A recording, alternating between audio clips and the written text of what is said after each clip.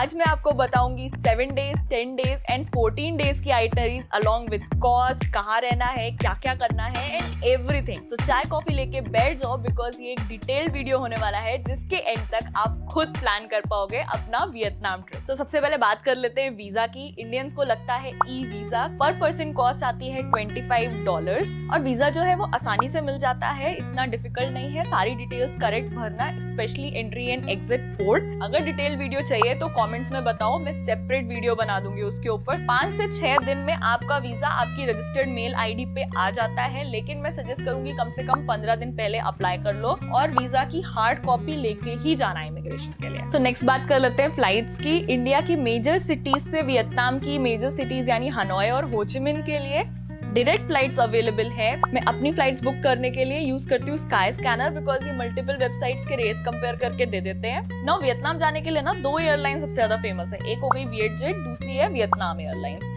तो हमने ली थी एक टाइम पे वियतनाम एयरलाइंस जाते समय और रिटर्निंग पे वियतजेट, सो दैट मैं आपको दोनों का एक्सपीरियंस शेयर कर सकूं। VietJet is a budget airline और वहाँ पे ना थोड़ा कंफर्ट कम है, हर चीज के लिए एक्स्ट्रा चार्जेस लगते हैं। वेयर एज वियतनाम एयरलाइंस में मुझे ज्यादा कंफर्ट फील हुआ as compare to Vietjet. And आपकी आने जाने की flight for 1 person 25,000 to 30,000 with check in luggage आराम से हो जाती है। वियतनाम का इमिग्रेशन प्रोसेस काफी स्मूथ है, ज्यादातर आपसे रिटर्न फ्लाइट एंड अकोमोडेशन ही पूछते हैं, फिर भी एक सैंपल आइटनरी का भी प्रिंट लेके जाना, वीजा का भी प्रिंट लेके जाना। और मैं आपको सजेस्ट करूंगी आप कभी भी जा रहे हो ना बाहर, तो हर एक डॉक्यूमेंट का 2 कॉपी आपके पास रखो ही, सो दैट कहीं पे देना पड़े तो वो प्रॉब्लम नहीं आनी चाहिए लास्ट मोमेंट पे।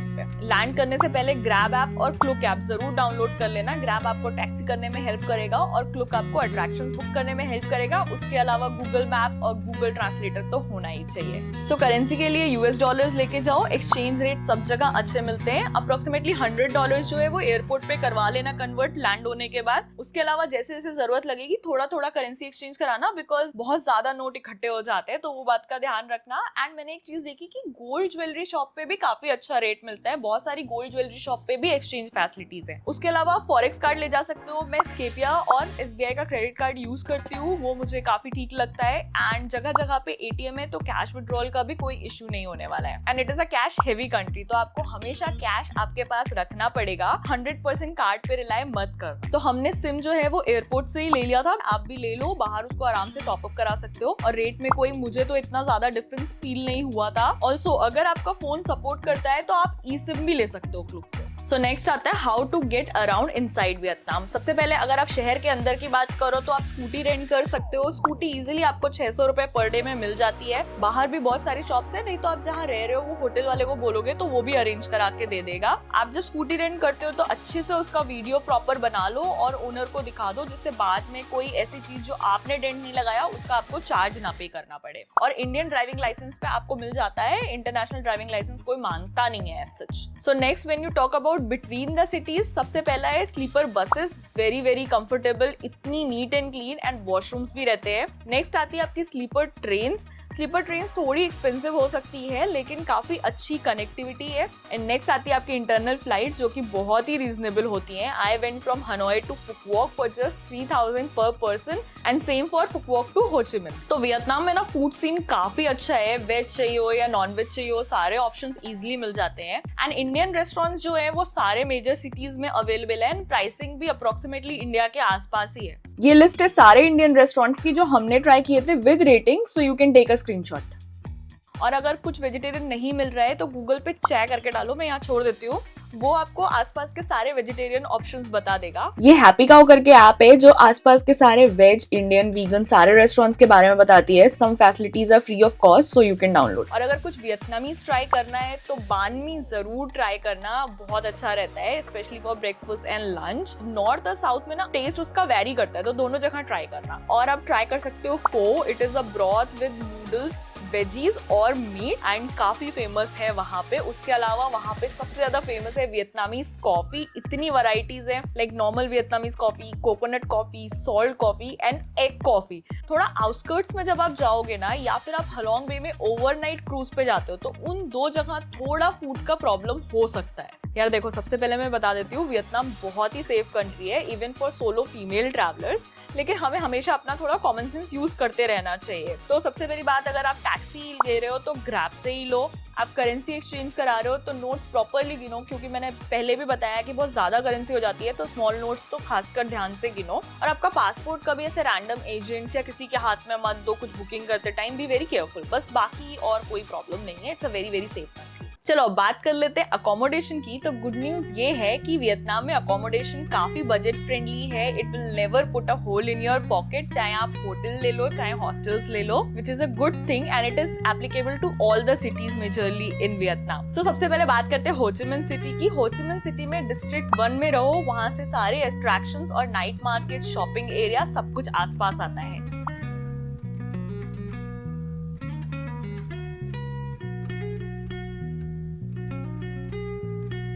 नेक्स्ट आता है आपका फुक वॉक। फुक वॉक में 2 मेन एरिया है, या तो आप Duong Dong city centre area में रह सकते हो या विन वंडर के एरिया में रह सकते हो। मैंने फुक वॉक की डिटेल गाइड बनाई है, मैं लिंक यहाँ पे छोड़ दूंगी, so please watch that. It is a beautiful island with lot of adventure. So next आता है दानांग। दानांग में 2 मेन एरिया है, एक आपका सिटी सेंटर का एरिया, माइके बीच। तो ज्यादातर लोग ना बीच एरिया में रहना प्रेफर करते हैं, बिकॉज व्हाई नॉट, पूरा बीच वाइब आता है। एंड वहाँ पे जो अकोमोडेशन है वो थोड़ा सा एक्सपेंसिव हो सकता है, बट एक्सॉर्बिटेंट नहीं है, and the cost is justified because of the vibe in that area. दानांग के बाद आता है one of my favourite cities which is Hanoi. It has such a old city vibe, मुझे वहाँ का वाइब बहुत पसंद है। तो वहाँ के वाइब के लिए आप रह सकते हो ओल्ड क्वार्टर एरिया में, सारे अट्रैक्शंस के पास है, सेंटर मार्केट के पास है, नाइट मार्केट के पास है, ट्रेन स्ट्रीट के पास है। बस ये है, ये थोड़ा ना बिजी एरिया है, तो बहुत लोग कंप्लेन करते हैं कि उनको नॉइज बहुत आता है सुबह या रात में, तो हमें नॉइज का कोई इश्यू हुआ नहीं था।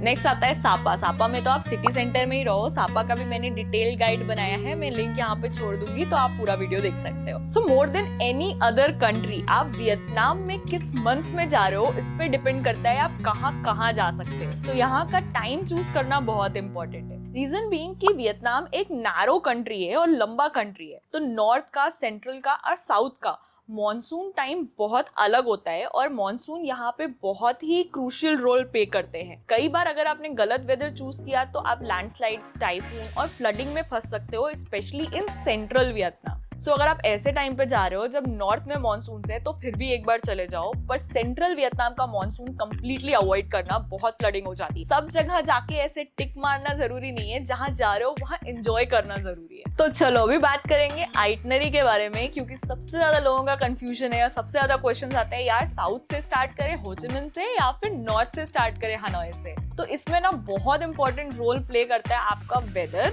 मैंने आपको वेदर चार्ट दिखाया था। अभी ये ना मैं आपको एक एग्जांपल से समझाती हूँ। सपोज आप अप्रैल 1st वीक में जा रहे हो, तो अप्रैल 1st वीक में ना समर्स जो है वो साउथ में स्टार्ट होने लगते हैं और नॉर्थ में बाद में आते हैं। और साउथ में ना समर्स बहुत ही ज्यादा गर्म होते हैं, मतलब हीट इज अनबेरेबल, ये मेरा एक्सपीरियंस है। तो मैं आपको सजेस्ट करूंगी कि जितना कम समर में आप साउथ जाओगे ना उतना अच्छा है। तो इन दैट केस ना आप साउथ से स्टार्ट करो और फिर नॉर्थ की तरफ जाओ, जिससे जब तक गर्मी बढ़े आप ऑलरेडी नॉर्थ में रहोगे। सिमिलरली हम गए थे अक्टूबर एंड नवंबर में, तो हमने स्टार्ट किया फ्रॉम नॉर्थ, बिकॉज साउथ में तभी भी थोड़े थोड़े मानसून थे, तो हमने सोचा जब तक हम वापस साउथ में आएंगे तब तक मानसून काफी कम हो गए रहेंगे। तो इस तरह से आप ये चार्ट जो मैंने दिया था ना उसको देख के डिसाइड कर सकते हो। अब आगे चलते हैं, itinerary day by day decide करेंगे। मैं आपको बताऊंगी 7 डेज, 10 डेज एंड 14 डेज की आइटनरी। तो हम स्टार्ट करेंगे साउथ से, और ये मान के चलेंगे आप लैंड कर रहे हो सबसे पहले हो ची मिन सिटी। हो ची मिन सिटी आप सपोज दोपहर तक लैंड कर गए या सुबह लैंड कर गए, रेस्ट करो, और उठने के बाद आप जा सकते हो war remnant museum, Notre Dame cathedral and Ben than market रात। अब बेन थान मार्केट के बारे में मैं आपको एक चीज बताऊंगी कि आपको शॉपिंग करनी है ना, तो आप अगर हनोई में वीकेंड पे जा रहे हो तो सैटरडे संडे को बहुत अच्छी मार्केट लगती है। बेन थान मार्केट में ना प्राइस 5 टाइम्स 10 टाइम्स करके बताते हैं और बहुत बार्गेनिंग करनी पड़ती है। मुझे बिल्कुल मजा नहीं आया था उस मार्केट में। तो अगर बाय चांस आपका हनोई वीकेंड पे आ रहा है तो हनोई से ही शॉपिंग करो। ना ऑन डे 2 आप कर सकते हो कूची टनल और मेकोंग डेल्टा का डे टूर। आप दोनों का हाफ डे का भी कर सकते हो। अगर दोनों में से कोई एक सेलेक्ट कर रहे हो तो मैं कूची टनल हाईली रिकमेंड करूंगी। ना आता है आपका डे 3, फ्लाई फ्रॉम हो ची मिन सिटी टू दानांग। आप दानांग पहुंच गए हो, वहां पे बीच एरिया में जाओ, चिल करो, आराम करो। आज का दिन पूरा सिटी एक्सप्लोर करो। बाइक रेंट लेनी तो बाइक रेंट पे ले सकते हो, नहीं तो बीच पे चिल कर सकते हो। नेक्स्ट डे जो है आप बाइक लेके पहुंच जाओ होयान, जो कि अराउंड 50 मिनट्स टू 1 आवर के डिस्टेंस पे है maximum. Now Hoi An is considered to be one of the most romantic cities in the world. So आप चाहिए तो एक ओवरनाइट स्टे भी कर सकते हो अगर आपके पास टाइम है, बट 7 डेज की आइटनरी में मैं सजेस्ट नहीं करूंगी। तो आप वहाँ पे ना एंशिएंट टाउन विजिट कर सकते हो, जापानीज ब्रिज जा सकते हो, ओल्ड हाउसेज जा सकते हो, टेम्पल्स जा सकते हो। वहाँ पे ना टेलर शॉप बहुत फेमस है, अगर आप कुछ मॉर्निंग में दोगे ना तो इवनिंग में आपको रेडी होके मिल जाता है, चाहे वो ड्रेसेस हो गए, ब्लेजर्स हो गए फॉर मेन। और रात में ना वहाँ पे होता है लैंटेन फेस्टिवल नियर दी लेक, जहाँ पे बोट राइड भी आप कर सकते हो और खुद के चाइनीज लैंटेन भी आप उड़ा सकते हो। It is considered to be one of the most breathtaking view and that is why it is considered to be as one of the most romantic cities in the world. So वो experience करके जरूर आना। Now on day 5 आप जा सकते हो बाना hills. सुबह थोड़ा जल्दी स्टार्ट करना, 7 साढ़े 7 बजे तक, थोड़ा टाइम लगता है पहुंचने के लिए, पर डे ट्रिप जैसा ही है फ्रॉम दाना।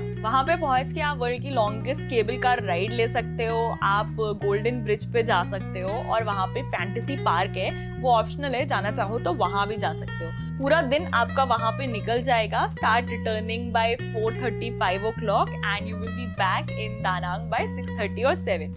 इवनिंग आप बीच पे स्पेंड करो क्योंकि हम कल जाने वाले हैं हनोई। तो आज आप फ्लाइट लेके पहुंच जाओ हनोई। हनोई में आप डे 1 पे एक्सप्लोर कर सकते हो ट्रेन स्ट्रीट, वहाँ के लोकल मार्केट्स और एक प्रिजन म्यूजियम है जो कि हमें तो बहुत आई ओपनिंग और हार्ड हिटिंग लगा। आप थोड़े से भी हिस्ट्री में इंटरेस्टेड हो तो जरूर जाना। It is in the city area only. और आपके लास्ट डे पे करोगे आप फेमस हलोंग बे का डे टूर। ये आप क्लुक से बुक कर सकते हो। नहीं, वहाँ पे आप रोड पे जाओगे ना हनोई में, तो आपको बहुत सारे लोकल एजेंट्स की शॉप्स भी दिखाई देती हैं। मोस्टली मेरा एक्सपीरियंस है वो रिलायबल होते हैं, मैंने बहुत सारी बुकिंग्स उनके थ्रू की थी। तो आप वहाँ पे जाके भी बुक कर सकते हो आपके प्लान के हिसाब से। तो ये होती है आपकी 7 दिन की आइटिनरी। नेक्स्ट डे निकल के आप घर वापस आ जाओ। अभी तक वीडियो अगर इन्फॉर्मेटिव लगा है तो प्लीज लाइक बटन दबा दो। Not to be very honest, ये 7 दिन की आइटिनरी बहुत पैक्ड है, पर मैंने आपको ये सोच के बताइए कि आप बेस्ट ऑफ सीजन में गए हो और आप सब कुछ देखना चाहते हो 7 दिन के अंदर। इसके लिए आप अगर कोई 2 ही एरिया वियतनाम में टच करोगे, नॉर्थ या साउथ या सेंट्रल या नॉर्थ सेंट्रल कुछ भी, तो आपके लिए बेटर रहेगा। इसके लिए आप ना आगे भी सुन लो, बिकॉज आगे जो मैं आइटिनरी में ऐड करने वाली हूँ वो आप आपके 7 डेज आइटिनरी में भी एडजस्ट कर सकते हो rather than doing everything together. अब हम करेंगे डे 8 पे निन बिन का day tour. I would highly recommend it. It was one of my favourite day from the entire Vietnam trip, to be very honest. And ये आप book कर सकते हो क्लुक के थ्रू या फिर कोई भी लोकल एजेंट के थ्रू। मैंने लोकल एजेंट के थ्रू ही बुक किया था। सबसे पहले हम पहुंचे निनबिन, वहां से हमने किया एक अमेजिंग कंट्री साइड में साइकिल राइड। उसके बाद हम पहुंचे Hoa Lu ancient temple. Then we had a lunch में वेज ऑप्शंस थे, उनको फिर भी आप चाहो तो पूछ लेना, वेज ऑप्शंस काफी थे, इंडियन नहीं थे पर वेज ऑप्शंस थे। एंड उसके बाद हम गए ट्रैंगन राइड पे। Oh my God, so amazing, but थोड़ा हीट रहती है तो आप ना उनकी लोकल वो कैप्स रहती है वो लेके जाना। And then we went to Mua caves जाने के लिए अराउंड आपको 500 स्टेप्स चढ़ने पड़ते हैं, तो वो आप ध्यान रखना अगर आप कर सकते हो कि नहीं तो अगर आप क्लुक पे देखोगे ना तो मुआ केव्स और ट्रैंगन के अलावा एक और दूसरा डे ट्रिप जाता है निनबिन के लिए, जो कि जाता है टैमकॉक। तो ये 2 अलग अलग रूट हैं जहाँ पे बोट राइड होती है। टैमकॉक बेसिकली ज्यादा ब्यूटीफुल होता है during the month of September and all. तो क्लुक पे बहुत सारे ऑप्शन है, आप चूज कर लो। डे 9 एंड 10 में I will suggest you to go to Sapa, except for monsoon season. बहुत ज्यादा बारिश होगी तो व्यूज नहीं दिखते, बिकॉज सापा में है highest peak in Indonesia China, which is Fansipan Peak and you are above clouds। मैंने इसके बारे में अपने सापा के वीडियो में बात की है, तो वो जाके देखो।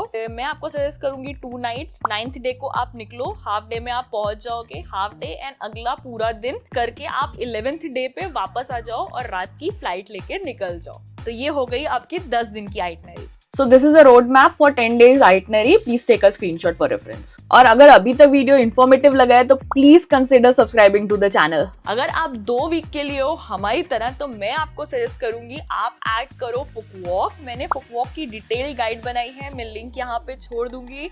So please watch that. It is a beautiful island with lot of adventure. This is a roadmap for 14 days itinerary. Take a screenshot for your reference. So अभी मैं आपको कुछ बोनस जगहें बताऊंगी, बिकॉज वियतनाम इतना लंबा कंट्री है, वहाँ पे बहुत सारी अच्छी जगहें हैं जो कि आप सारी एक बार में कवर नहीं कर सकते हो। और जो मैंने आइटनरी बताई उसमें जरूरी नहीं है हर जगह आपको पसंद हो, तो इन जगहों को ना आप उन जगहों के साथ रिप्लेस कर सकते हो और अपनी खुद की भी आइटनरी बना सकते हो। हो। सबसे पहला है, आप जब सेंट्रल वियतनाम में होगे ना, वहाँ पे ना one of the world's largest caves है, तो प्लीज ये सारे केव्स में से कोई भी एक केव जरूर जाओ और उसको बिल्कुल मिस मत करो। It is once in a life time experience. Second, मैं आपको सजेस्ट करूंगी, वियतनाम में हुए करके जगह आती है which is very famous amongst travellers और for its ancient temples and architecture and everything, तो आप वहां भी जा सकते हो। नेक्स्ट आता है, अगर आप कुछ एडवेंचरस करना चाहते हो तो हाजियांग लूप करके है। It's a bike ride on the snake kind of loop. It is considered to be one of the most scenic route और बहुत ही एडवेंचरस एक्टिविटी मानी जाती है। फिर आप हेलोंग बे का ना ओवरनाइट क्रूज भी ले सकते हो। पहले मैंने आपको डे ट्रिप बताया था, अभी मैं आपको ओवरनाइट क्रूज बोल रही हूँ, तो आपके 2 दिन जाएंगे, रात में आप क्रूज पे ही रहते हो।